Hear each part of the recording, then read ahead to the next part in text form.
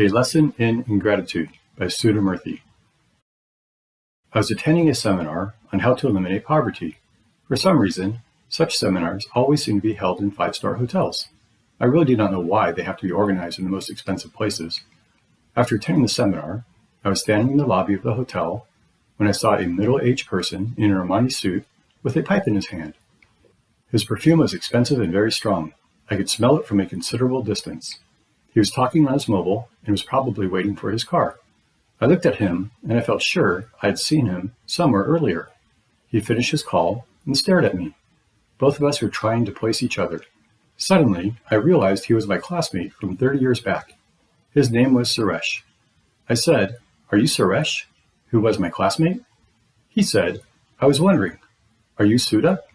We started laughing. It was 30 years since we had last met.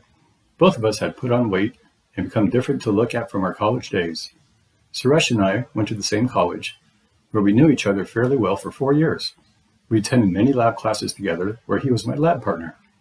I asked him, "I have not met you for a long time, but last I heard, you were in Bombay. What are you doing here?" "Yes, I live in Bombay. I have my business there. By the grace of God, I am doing very well. Why don't we meet up sometime and talk about the old days? By the way, where are you going? Can I drop you?" I agreed immediately because my driver was on leave.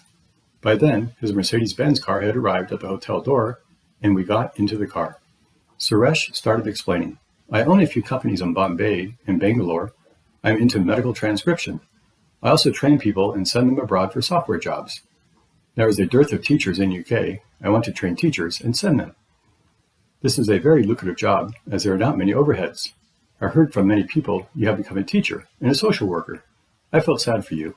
You have done well in business. You're one of the brightest in the class." He looked genuinely sad at my choice of profession. To console him, I said, "Don't look so sad. I took up this profession out of choice, not compulsion. Do you know, Suresh, doing what you like is freedom. Liking what you do is happiness. If you look at it that way, I am very happy." By then, we had reached my office. Before I got off the car, Suresh gave me his visiting card and insisted I come to his house for dinner or breakfast. One Sunday I was free. I remembered Suresh's invitation. I called up his home, and his secretary told me he was in Bombay. She fixed up a breakfast for the next Sunday. She also said she would send a car to pick me up, as it was very difficult to locate the house. That Sunday morning, a driver came with a Toyota car, and I left. I started chatting with the driver after some time. He was very talkative, as he knew I was his boss's classmate. Suresh's house was 60 kilometers away from Bangalore City. It was a farmhouse on the banks of the river Kaveri. It was inside a forest and spread over 20 acres of land. There they grew fruits and vegetables without using chemical fertilizers. Madame, the driver told me, is very conscious about health and has a special gym and a swimming pool made. Suresh had another house in Indiranagar in the heart of Bangalore City. They visited this farm only on weekends and invited special guests there. I asked him, "How long have you been working for Suresh?" "Oh, I have been with him for the last 20 years. Actually, I was his father-in-law's driver. He was a businessman in Bombay, and Madame his only daughter. I can call Madame by her first name if I want to have known them for that long, but I don't do that." I could make out a sense of belonging and a shade of pride in the driver's face. When I reached the house, I realized the driver had not exaggerated in his description of the place. It was like entering a palace. There were 5 or 6 guest rooms, a huge hall, a large dining room, spacious courtyards, all built in the traditional Indian style. There were many servants in uniform. Now I could understand how Zamindars and petty kings lived in the olden days. Suresh came in 2 minutes. He was dressed in silk. He looked very pleased to see me. "Welcome to our small abode. I am very happy you could make it. Let us go to the living room." His living room was full of statues, paintings, Persian carpets, and chandeliers. There were silk-covered sofas made out of sandalwood. I felt I'd entered a museum and not someone's home. "Tell me, Suresh, how you made your journey from college to this place." I remembered Suresh came from a very poor family. His father was a cook and had many children. He was unable to educate his son.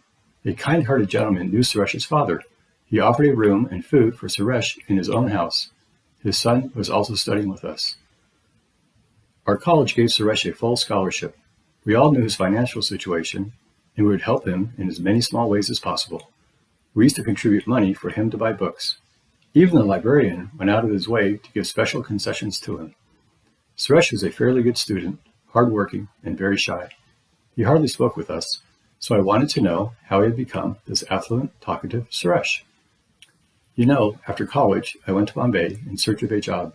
I got a small job. I worked very hard, as I knew then that to come up in life, you require talent, hard work, aggression, and connections. I had the first two, but had to build up to the latter two qualities. Later, I met Veena, my wife, whose father helped me a lot, and we started a different business. Today, I'm well off. I helped out my family in various ways. I came from a poor family. I bought lands, shops, built houses, which I gave to my parents, brothers, and sisters. Everyone now owns 2 cars and is well off. I'm very happy that I've done my duty towards my family. What about your children? I have 2 daughters. Both of them are studying in England. One is studying Indian culture, and the other one is doing home science. Do you know any good boys who are well off and handsome for my daughters? But they should not want to stay with their parents. They must be either independent or live with us. You must be known some eligible men. You meet so many people. Suresh, the people I meet are poor, helpless, destitute. Or I meet students. I don't know the kind of people you are talking about. By that time, the wife called us for breakfast. The food was served in silver plates.